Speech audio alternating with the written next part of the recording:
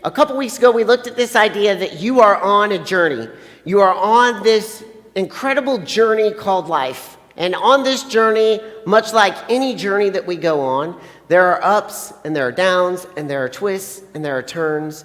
But that first week, the one thing that I wanted you to catch is that you belong on this journey. And when times get hard and things get tough, our tendency is to want to give up. And please know that God created you to be on this journey that you are on right now so that you can serve him. And so I want to encourage you to not give up and to continue on this journey called life. And then last week we looked at this idea that we all have some spiritual gifts. And I simply asked you to examine what are your spiritual gifts and how do we find what our spiritual gifts are. And there were a few ways. One, let's not limit our spiritual gifts or the idea of what spiritual gifts are. God has given us passions. God has given us talents. God has given us things that we love and that we're good at. And he's given us those for a reason. The second way to find our spiritual gifts was simply to look at what do you love? What are the things that you're passionate about? And then what is it that people tell you you're good at? We all have gifts to be used for God's kingdom. And tonight, I simply want to share with you this idea that we can use our spiritual gifts, that we can go out and use them. And the big question tonight is, how do we do that? I've been sharing with you guys a few journeys that I've been on over the course of my life, and tonight I want to take you all the way back to when I was sitting where you are sitting right now.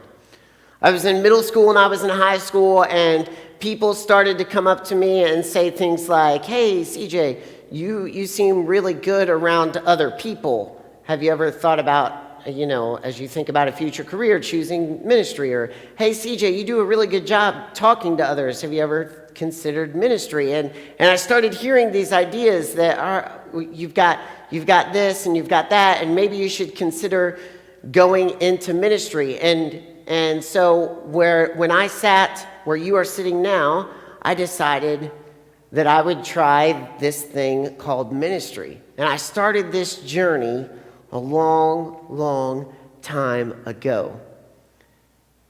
And the question I had to ask myself is, as I continue down this journey, how do I best use the gifts, the talents, the abilities that God has given me to glorify his kingdom?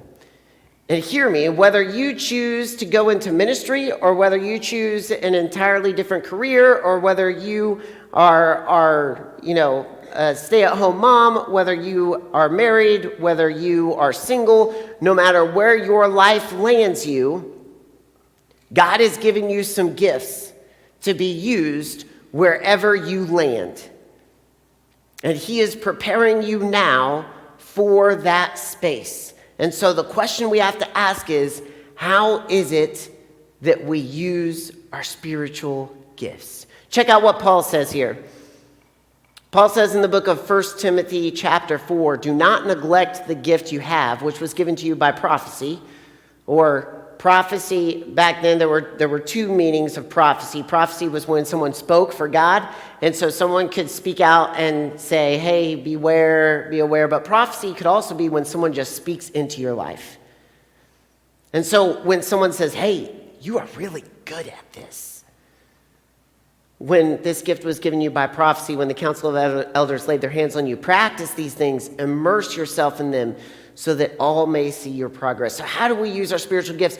Paul is writing to his friend Timothy, who has just taken on a leadership role in the church, and he says, all right, you've got some gifts. Here's the way you can use them. Are you ready? Immerse yourself in those gifts and practice them. Practice them over and over and over and over. I remember I was on a CIY trip when I was a freshman in high school. I had just finished my freshman year of high school. And on our CIY trips, we did 2 weeks. We did 1 week that was like a VBS mission type thing, and then we did another week, which was your typical CIY on a college campus. So the first week where we did the VBS mission type thing, every night one of our leaders would get up and play guitar, and we would sing some songs, and then one of the students would give a devotion. And so one of our leaders said, hey, CJ, I think you should do this. I think you should give a devotion. And I was like, okay, I guess, right? And I was kind of starting to lean a little bit more toward thinking of ministry and public speaking and examining if that was one of my gifts or not. And so here's what I did, guys. I sat down and I wrote this thing out, and I poured over it, and I was excited. And I thought, man, as I'm reading through this and I'm practicing this, I thought, man, I really hope this isn't too long. Because I thought, like, it's going to be like 10 minutes long. And everybody else had given like 5-minute devotions. And I was like, dude, I really hope this isn't too long.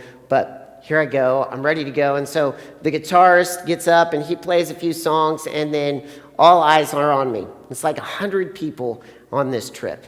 And so I nervously stand up. And I have no idea what I said. But I know this. It lasted about 90 seconds. Literally 90 seconds. And then I was like, I'm done. Right? And then I sat down. And that was it. Like I knew right there, all right, this is something that I am going to have to work on. I am going to have to practice this. If this is going to be one of my gifts, one of my talents, one of the things that I pursue as a career, I'm going to have to work on it. And Paul says to Timothy right here, he says, immerse yourself in your gifts. Practice them so that all may see your progress. Immerse yourself in your gifts. Hopefully this week you've had the opportunity to kind of examine what are some of your gifts. Hopefully you've had the opportunity to kind of think that through. What are some things that you love? What are some things that you're passionate about? What are some things that God has given you that other people tell you, hey, you're pretty good at that? The goal now is to go out and do that thing. And do it well. And perfect that gift. See, we have to hone our gifts. We have to perfect our art. We have to get really, really good at what God has gifted us at. And when we get really, really good at what God has gifted us at, and even on our way to getting good at what God has gifted us at, God opens doors and passageways and avenues for us to impact people along the way. But we have to practice our gift. And here's the thing. We are not going to be excellent at that right away. Our daughter just got a new lens for her camera. She really, really loves taking pictures. And she does a phenomenal job taking pictures. If you're on Facebook, go to my wife's Facebook page and look at some of her pictures because they are absolutely amazing. But here's the thing, is that she's 10 years old. And what she does, and I think this is what we tend to do with all of our gifts, is she, as a 10-year-old, starts to look at people that are taking pictures that are 50 years old and have been taking pictures professionally for decades. And she says, I'm not as good as them.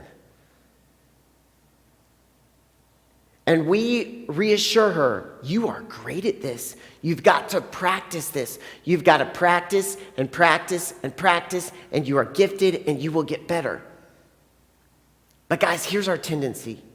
Our tendency is this. Our tendency is that when we aren't the best at our craft right away, we just let it go. Our tendency is, and I felt this when I gave that 90-second devotion that was supposed to be at least 3 minutes, right? I felt this. Oh man, I am horrible at this. I am never doing that again. And that's what we do. God gives us these gifts, these talents, these abilities, and we go out and we try them, but we end up comparing ourselves because that's the culture we live in. We end up comparing ourselves to people that have done this same thing for years. And so what we do is we look at professionals and we say, well, I'm not up to stuff. I'm giving up. And Paul is very clear. Paul is very clear to Timothy. He says, you've got to immerse yourself in your gifts. You've got to hone your craft. You've got to improve and practice. And on the way to getting good, and as you get good, God is going to open up amazing avenues for you to do work for his kingdom.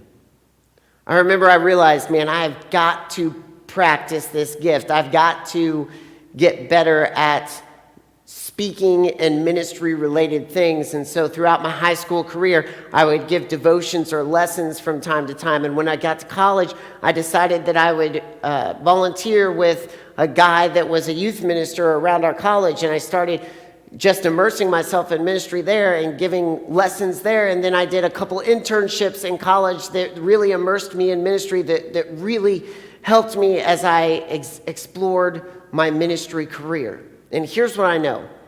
It's been 22 years since I gave that first devotion. And I've come a long way, but I've not arrived. I'm not perfect. There are people that are way better than me. But I know that God is using the gifts that he's given me, and I still have to practice. I still need to hone my craft. I still need to get better. And the same is true of you. We will never arrive.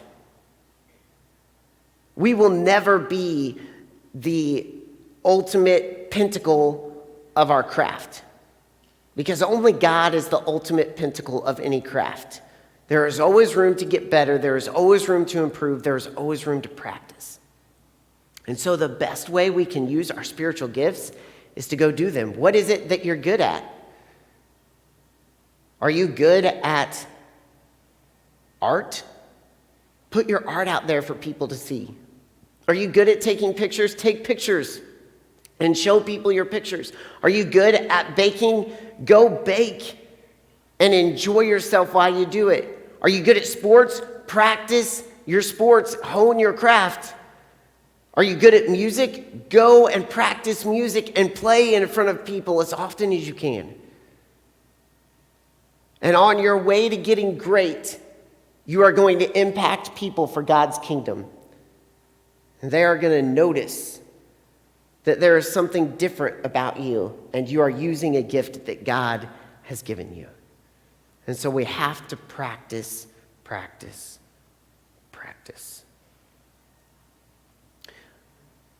In the book of John, one of my favorite verses is when John the Baptist is approached by his disciples. You see, John the Baptist was this guy that had some incredible gifts. He was the guy that prepared the way for Jesus. And so you got to understand that John was this guy that was just a dynamic speaker. The book of John says that people came out into the wilderness to come see this guy, John, speak.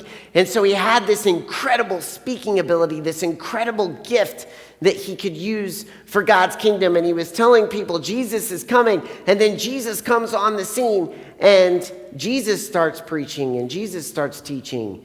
And this following that John had amassed suddenly starts to follow Jesus.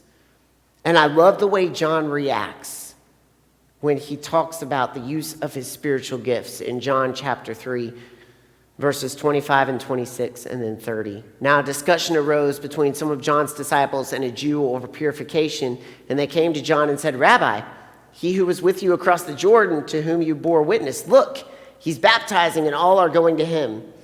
And John answered, and then John gives this explanation that says, look, I was preparing the way for Jesus. That's what I was doing. And now Jesus is here. And so what he says is, this joy of mine is complete. He must increase. I must decrease. Now that seems backwards. How do we use our spiritual gifts? We perfect our art. We go out, we do great things. We go out and we are the best at what we can be. But there is a difficulty in that. Because when you go out and you are the best that you can be, the world is going to take notice. And they're going to look at you and they're going to say, wow, you are something special. Dude, you are the best. You are incredible. You are amazing. You have got it together. And so, there is a battle that happens within us. How do we use our spiritual gifts? We become the best that we can be. We practice. But then we take all the attention and we direct it toward God. You guys have seen this before. You've seen someone that is great at what they do, and they take all the attention and they direct it toward themselves. They walk in the room and everybody's like, dude, you are awesome. They're like, yeah, I know. I'm pretty sweet, right? And they're directing all the attention toward themselves. And that's really, in the core of who we are, there is a desire for us to direct attention to ourselves. And so as a part of using our spiritual gifts, the entire goal of using our spiritual gifts is to take all of that attention that we amass and we direct it toward God. And so I love what John says here. He says, guys, let him follow Jesus. He's got to increase. He's got to get better. He's got to be greater. I have to decrease. Guys, this is a battle that I face.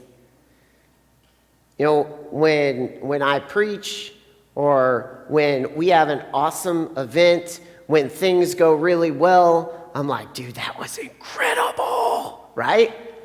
And one of the ways that I honestly have to fight this battle, and so I've started praying this prayer about myself, that I would be a tool in God's hands. That he would get all of the glory and that I would just be the tool that he uses, nothing more. And that he would be the one that gets all the glory, that he would use me however he wants to, however he sees fit, that he would use me and that he would get the glory. And as I pray that prayer, I don't want to be the person that's like, doesn't accept compliments, because that's a negative too. I want to be able to accept compliments, but accept them humbly to say, thank you so much, and give the praise to God, and not draw the attention to myself. And so we have to hone our craft, and we have to point attention to God. It's the best ways we can possibly use our spiritual gifts. I started in ministry, 22 years ago, I did my first devotion. And since that time, I've done volunteer work, and I've gone through college, and I've started ministry, and I've told you guys that every journey has incredible ups and incredible downs and some twists and some turns. And guys, honestly, there have been moments in ministry that have been excruciatingly painful, excruciatingly difficult. And the truth about any journey, the journey that I'm on and the journey that you are on, is that you belong on the journey. And I belong on my journey. And God has put us on our individual journeys to do absolutely incredible things for his kingdom, where we become great and we hone our craft at what he's given us, and then we take all the attention and we point it to him, and we just watch him work, and we watch him move, and we watch him do great things when we are simply a tool in his hand. And so I give a practical challenge every week, and I'm going to give another practical challenge this week. Hopefully you've had the opportunity to sit down and really think, what is it that is my spiritual gift? What is it that I am good at? What is it that I'm passionate about? What is it that other people say I'm good at? What is my spiritual gift? And this week, I want you to go out and do that. Practice it. Play some music. Make some art. Bake some food. Do incredible out on the track or the field or the court. Make people laugh until their sides hurt. And when all that attention comes in,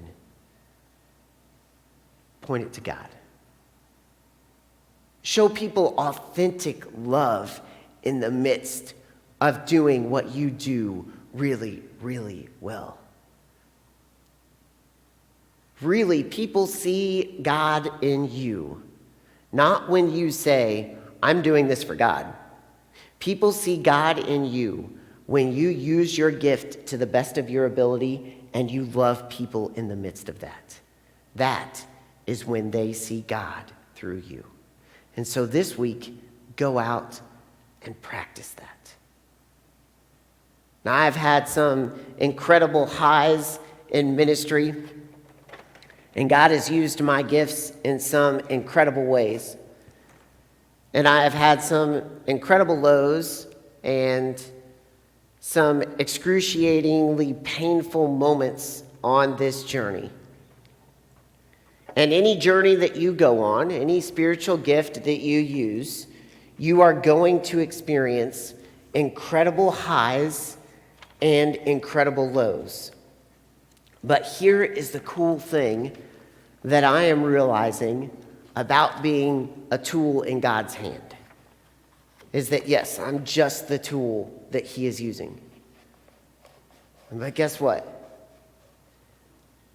Every time I'm used, I'm in God's hand. And when we allow God to use us as His tool, we are always in His hand. You guys are always in God's hand. And He has set you on this journey and on this path to impact people for His kingdom. And so go out, use your gifts, point attention to God, and continue to let yourself be a tool that is resting in His hand, that will lift you up in the highs and carry you through the lows. Check this out.